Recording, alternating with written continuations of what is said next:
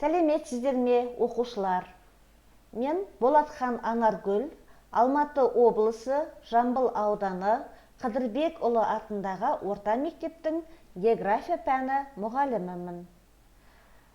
Бүгінгі біздің сабағымыздың оқу мақсаты қазақ аронимдерін жіктеп, мағынасын түсіндіреді және транслитерациясын үш тілде ұсынады. Сіздерден бүгінгі сабақтан оқушылар қазақ аронимдерін топтастыра алады, олардың мағынасын түсіндіре алады, үш тілде транслитерациясын жасай алады деген нәтиже күтіледі. Ол үшін бізге қандай ресурстар қажет? Бізге орыс және ағылшын тілдеріндегі сөздік және Қазақстанның физикалық картасы қажет. Сабағымызды бастамас бұрын ароним деген не екендігін есімізге түсіріп алсақ. Ароним гректің орыс тау деген сөзі.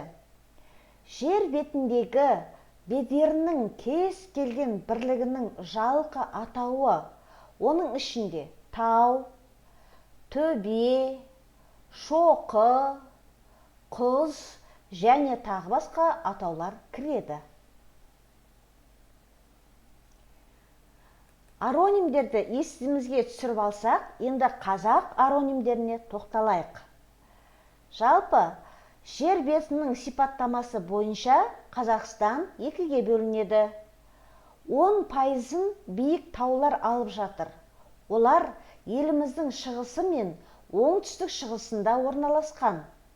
Ал қалған бөлігі жазық пен ұсақ шоқылардың үлесіне тиеді. Қазақстанның қазіргі жер бедері, жердің ұзақ мерзімді сыртқы және ішкі өзара байланыстарының нәтижесі. Бұл даму барысында климат пен тектоникалық қозғалыстар бірнеше мәрте өзгерді. Қазақстанның оңтүстік шығысындағы неогенді басталған тау түзілу процесі қазіргі күнге дейін жалғасуда.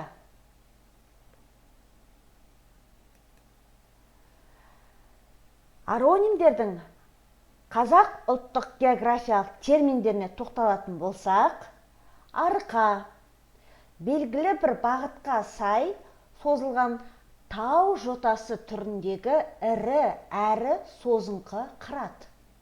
Атырау тілімделген жағалау. Дөң белгілі бір бағытқа қарай созылған, дөңесті жазық келген кішігірім қырат. Жар, жарқабақ, құлама жаға. Бұл термин тік жарлы келген жыра немесе құрғақ арна мағынасына келеді. Оба әдетте қыраттарды кей жағдайларда жазық жерлерде жиналып қалған үлкен тас үйінділер. Сауыр биік тау алқабындағы көгалдардағы дөңгелек пішінді тегістелген дөңес. Оқушылар, сіздерге тапсырма.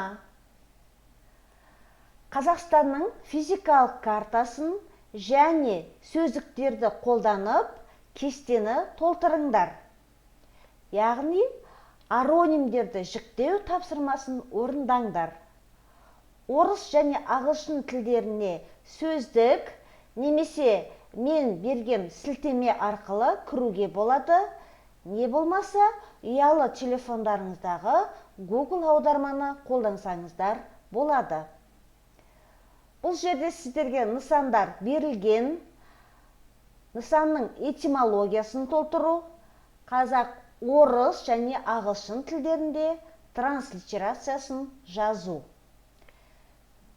Осы тапсырманы орындаудағы дескрипторлар нысандардың этимологиясын жазады, орыс тілінде қатесіз жазады, орыс тілінде қатесіз айтады, ағылшын тілінде қатесіз жазады және ағылшын тілінде қатесіз айтады.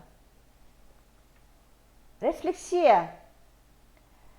Бүгінгі тақырыпқа сай тау шыңы рефлексиясын қолданамыз. Бүгінгі сабақ бойынша таудың қай жеріне дейін шыға алдым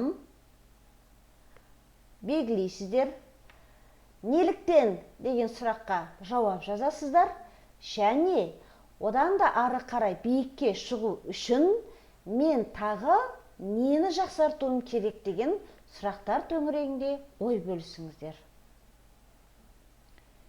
Үйге тапсырма. Өздерің тұратын ауданның қазақ аронимдеріне эссе жазу. Назарларыңызға рахмет.